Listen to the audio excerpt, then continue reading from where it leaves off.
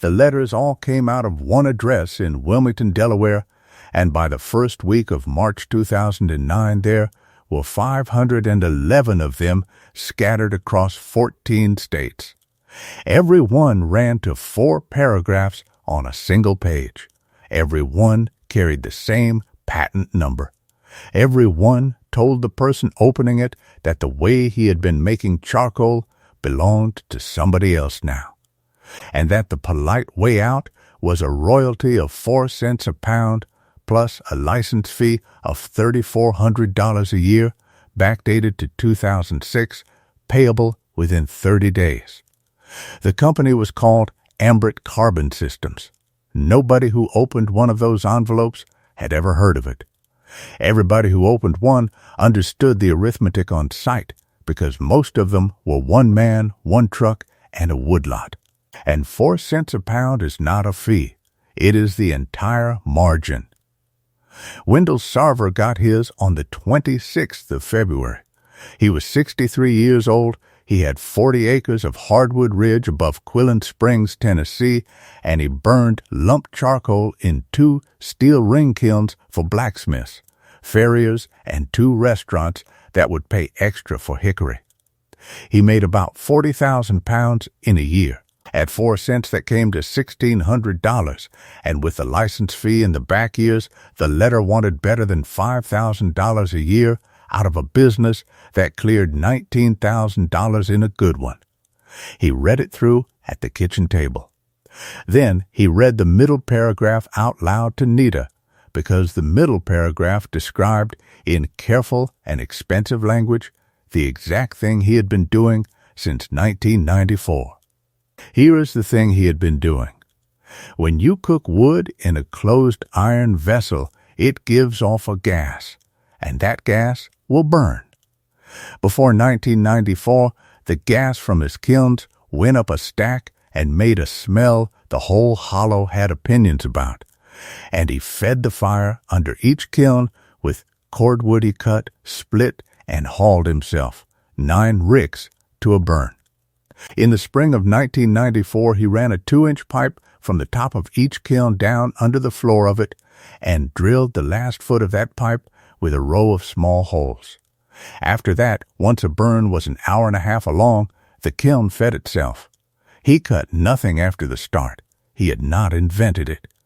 Loyal Trumbo, 84 years old and 3 miles down the ridge, had been doing it that way since 1951. And Trumbo had it from his father, and not one man in that line ever wrote a word about it, because nobody writes a paper on the thing everybody in the trade already knows. That is the sentence the rest of this turns on. A patent examiner searches patents and printed publications. He searches an index. A practice that lives in sheds and gets handed over a fence never enters an index at all. And the older and more ordinary it is, the less likely anybody ever troubled to write it down. Ambrit went to the patent office in 2003 with a method of carbonizing wood in a closed retort in which the combustible gases given off by the charge are carried back to the furnace and burned there as the only fuel for the remainder of the cycle. The examiner searched. The examiner found nothing standing in the way. In 2006, the patent issued, and 3 years after that, 511 envelopes went out.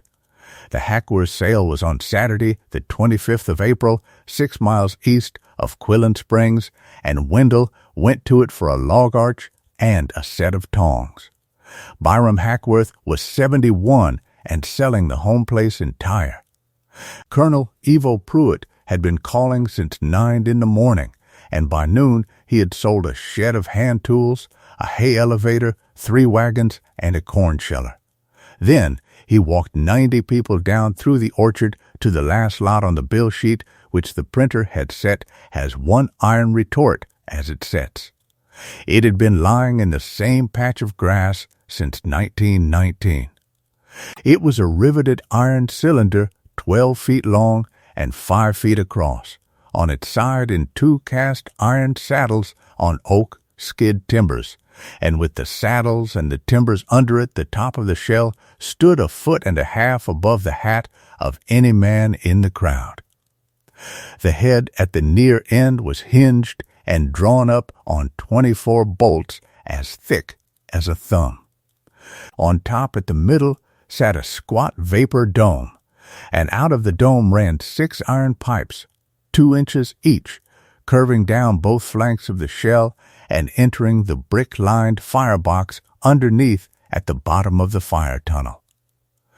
Everything above the waist of it was the orange of iron that has been rained on for 90 years. Everything below the waist was black. Weeds had come up through the cradle feet and gone to seed and come again.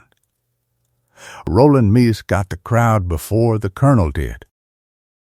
Meese bought scrap in 4 counties and wore a mustard-tan jacket in every season, and he stood with his arm out and called it a septic tank with a chimney. He said whoever owned it last had drilled the feet of it full of holes without a ruler in the county. He priced it out loud, the way he always did, $180 of iron, once you cut it into pieces you can lift, a week of cutting. And $500 to have it hauled, and there was not a dollar wrong in any of it. Colonel Pruitt opened at $200 and came down. He came down to $100 and then to $50, and then he said he would take any number a man cared to say out loud. Wendell Sarver raised one finger and said 65. Nobody bid against him. The colonel said sold. A woman with a clipboard wired a small yellow tag to the hinged head, and the crowd went back up the hill to settle up and laugh about it, and one man asked Wendell whether he was going to plant flowers in it. He had the letter from Wilmington folded in his shirt pocket at the time. He had carried it there for 8 weeks. The tag said $65. Moving it cost him $940, because the heavy trailer had to come from 2 counties over, and a crane had to pick it off the skids and set it back down, and that was $310 more.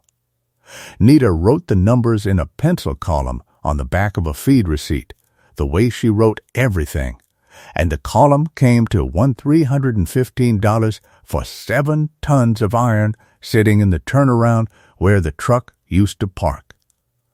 If you've made it this far into Wendell's story, hit subscribe, because what happens next is the part I've been waiting to tell you. He had not bought a machine. He had bought an argument, and he knew it before he raised his finger, which is the only thing that separated him from the other 89 people standing in that orchard. A patent is a fence. You put it around a piece of ground, and for 20 years, nobody else may walk on it. And in exchange, you tell everybody exactly where the fence runs. The whole arrangement rests on one condition, which is that the ground inside the fence has to have been empty when you fenced it. You cannot come along in 2003 and put a fence around a path that people have been walking across since before the first tractor. But there is a catch, and the catch is what made 511 people afraid. It is not enough that the path was there. You have to be able to show it. And the 2 ways of showing it are a printed publication from before the filing or a thing that was in public use in this country before the filing. Paper or iron. There was no paper. That was the whole trouble. Wendell called 3 old charcoal men in the first week, and every one of them said the same thing, that everybody had always turned the gas back under, that his father had done it, that they had never seen it written anywhere, and what would you write? Trumbo said it best, sitting on his porch with the letter in his hand, looking at it the way you look at a bill for the air. He said there's no book on breathing either. He said something else that evening that Wendell wrote down when he got home.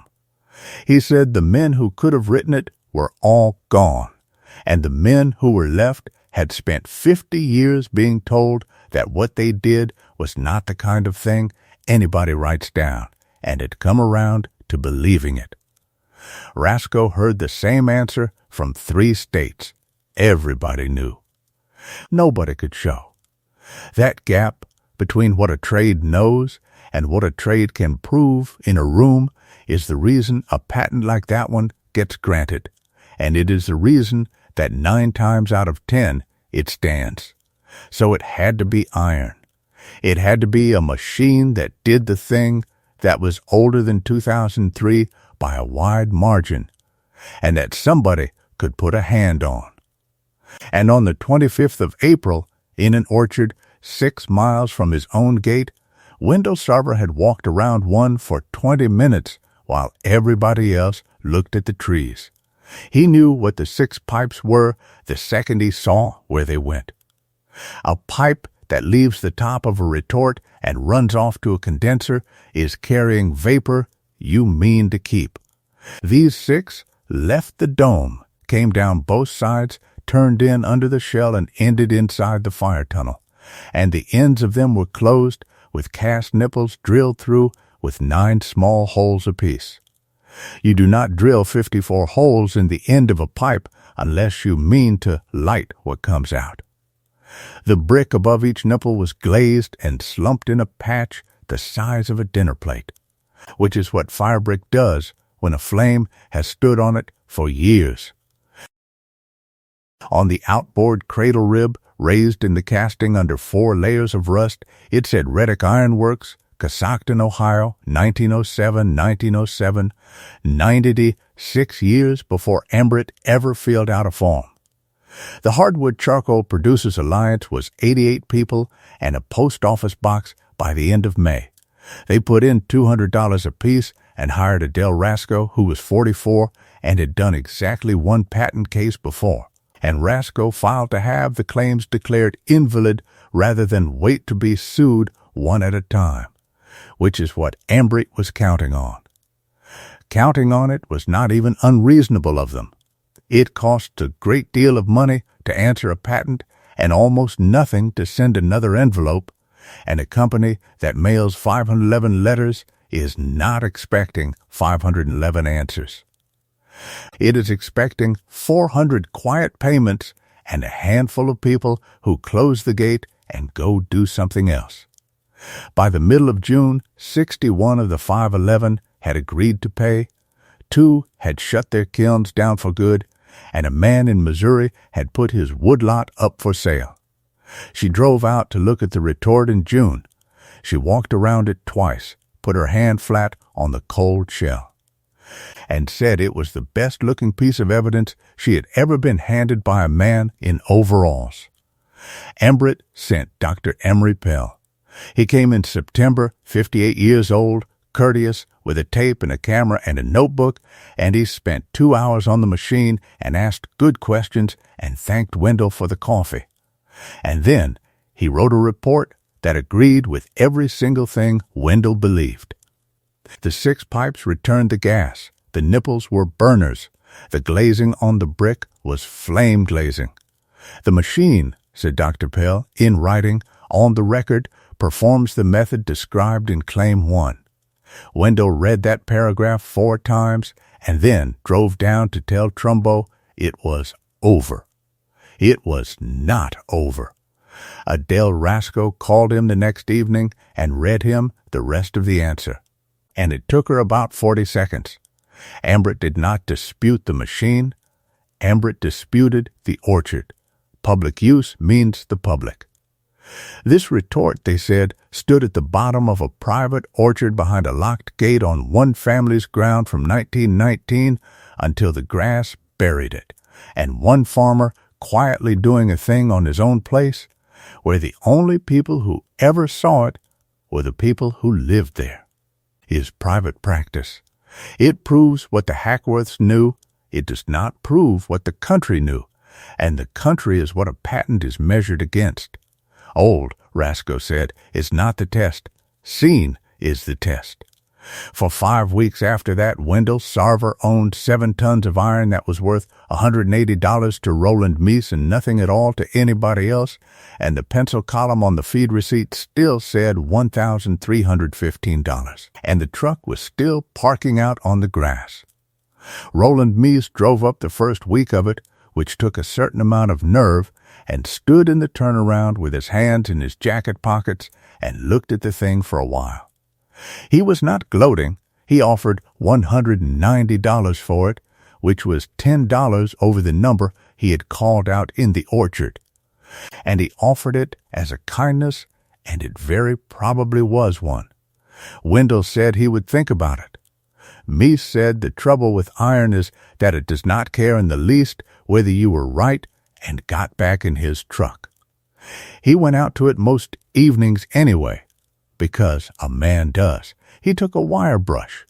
He worked the rust off a bit at a time with no plan in his head.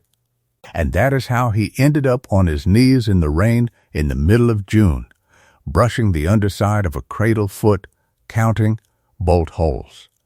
The 4 cradle feet were drilled through, and drilled through again and again. Not once with a pattern the way a maker drills a foot. 11 separate sets of holes on different centers, some of them elongated where a bolt had worked in a hole for a season. 1 set countersunk, 1 set with a ring of rust bloom around it in a square that did not match any of the others. He counted them 3 times and wrote 11 on the back of the same feed receipt Nita kept her column on. A machine that lives in one place gets bolted down once. This one had been bolted down 11 times. Then he went along the oak skid timbers with the brush. And under 90 years of weather, he found a bored socket in the front timber, angled and worn oval and wallowed out, which is a pole socket, which is where the tongue goes when a team pulls a thing. And the timbers were bored crossways for a bolster. This machine had not been dragged home once and set down. This machine had been mounted on wheels. The paint settled it. He had knocked a flake off the cradle rib the size of a thumbnail without thinking about it, and it was on the kitchen table under the lamp for 2 days before Nita picked it up and turned it over. Under the lamp you could see it edge on, and edge on it was stacked in layers like the rings of a stump. Barn red on the iron, then gray, then a dark green nobody has made since, then red again, then black, then a green-blue, then gray, then black, then a last red. 9 coats. Nita looked at it for a while and asked the second of her 2 questions, which was, who repaints a machine that lives in an orchard? Nobody does. You paint a machine that people are going to look at. Reddick Iron Works built 3 sizes of portable wood retort between 1904 and 1916. And they sold them the way everybody sold farm machinery then, which was by hauling one to a fair and firing it in front of a crowd. The number 3 size went on a running gear behind 4 horses, and it went from county fair to Farmers Institute to district exposition 7 months a year, bolted down on a different platform every week and painted fresh every spring. Reddick sold that demonstrator out of the circuit in 1915 to a man in Kentucky. In 1919, Sylvanus Hackworth bought it secondhand and hauled it home to an orchard in Tennessee, where it did private work for 29 years and then sat down in the grass for 61 more and made a fool of everybody who walked past it. The first 7 years of that machine's life were spent being watched on purpose. Wendell drove 200 miles to the state library in July and sat at a microfilm reader for 3 days with a list of fair dates, because now that he knew what he was looking for, he knew where to look. That is worth saying plainly, because it is the whole method and it runs backwards from the way people imagine these things go.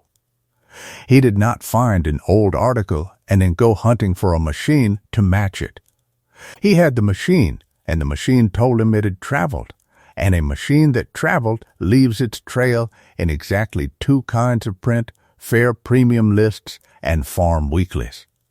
Without 11 sets of bolt holes and 4 cradle feet, he would have had no reason on earth to thread a single reel onto that microfilm reader, and the reels would have gone on sitting in their boxes for another 100 years. The Cumberland District Fair Premium List for 1911 carried an entry in the Machinery Hall for a Reddick portable retort, exhibited and fired daily. And the Tennessee Farm Register for the 9th of September 1911 ran 11 lines about it under the livestock results. The account says the retort was charged at noon, that the fire was drawn at 2, that the gas was turned back under the retort and burned to carry the charge through, and that about 400 people stood in the machinery hall to watch it done. 11 lines. On its own, that article proves very little, because turned back under the retort and burned is a phrase, and a phrase can be argued about for a year. But an article about a machine standing next to the machine with 6 pipes on it and 54 drilled holes in the ends of them and fire brick glazed in 6 plates is not a phrase anymore. The paper says it happened in public. The iron says what it was. Adele Roscoe put the microfilm, the premium list, the 11 sets of bolt holes, the pole socket, and the paint chip into one filing in August, and Embret asked to inspect the machine a second time. They fired it in Wendell's turnaround on the 6th of October, with a court reporter present and Dr. Pell standing 20 feet back with his hands in his coat pockets. It took most of September to get it ready, and none of that was restoration. The tar in the 6 nipples was 90 years hard and came out with a drill bit and a length of wire. The head bolts were freed with heat. He set 2 courses of new fire brick, because the old ones came away in his hands. Then he charged it with a cord and a half of white oak he had cut himself, bolted the head down, and lit a fire of cordwood under it at 20 minutes past 11 in the morning. At 11 minutes past 2 in the afternoon, he pulled the firebox door open and stepped back so the court reporter could see, and there was no wood in there at all. There had been none for an hour.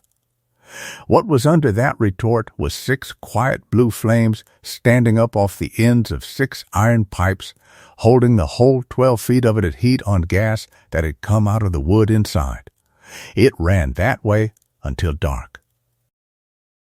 Loyal Trumbo watched the whole of it from a folding chair and said his father used to call that color the paying part of the fire.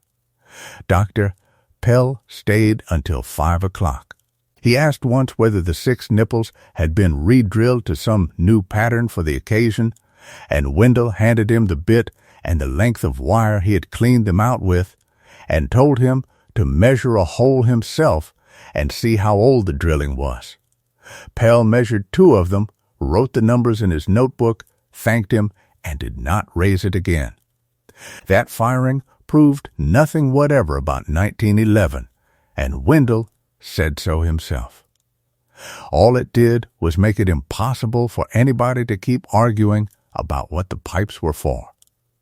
In November, a man from Embret telephoned and offered to buy the retort. He offered $250,000, which was more money than Wendell Sarver had made in the previous 11 years put together. And the offer came with 2 conditions on a single sheet. The machine would be moved to a storage yard in another state, and it would not thereafter be photographed, examined, or shown to anybody. Wendell read the sheet at the kitchen table with Nita across from him and asked her what she thought, and she said she thought 511 people got the same letter he did. He telephoned the man back on a Tuesday and said no, and then he went out and put a tarpaulin over the head end because the weather was turning. He never told the Alliance about that telephone call until the whole business was finished. Adele Rasco heard about it in March and asked him why he had sat on it, and he said that if 88 people know a number like that, then 88 people have to carry it around, and it was his to carry and nobody else's. Ambritt dismissed the whole thing on the 19th of February 2010 with prejudice and issued a covenant not to sue every one of the 5 and 11 addresses on its original list. The royalty program ended. Nobody ever paid the 4 cents.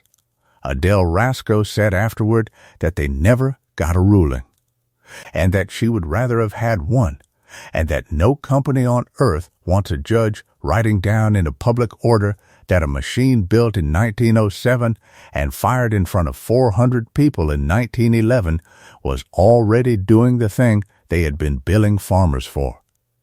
In March, the Alliance bought the retort from Wendell Sarver for $104,000, raised by subscription from 340 members in 14 states, most of it in amounts under $500. It stands under a shed roof at their grounds in Kentucky now, on the same oak timbers, with the 6 return pipes exactly where Reddick put them in 1907 and all 11 sets of bolt holes left showing on purpose. Wendell paid off the truck, put a roof on the kiln shed, gave Trumbo a third of it because Trumbo taught him the pipe, and kept the small yellow tag that says $65 in a drawer with the letter from Wilmington. Roland Meese was right about every number he said in that orchard. It was $180 of iron. It was a week of cutting. He was pricing the object, which is what everybody in the crowd was doing, and the object was worth precisely what he said. What none of them priced was the bill that machine could cancel for 511 people in 14 states, because you cannot see that by walking around a thing. The patent office had searched patents. Nobody had searched pastures.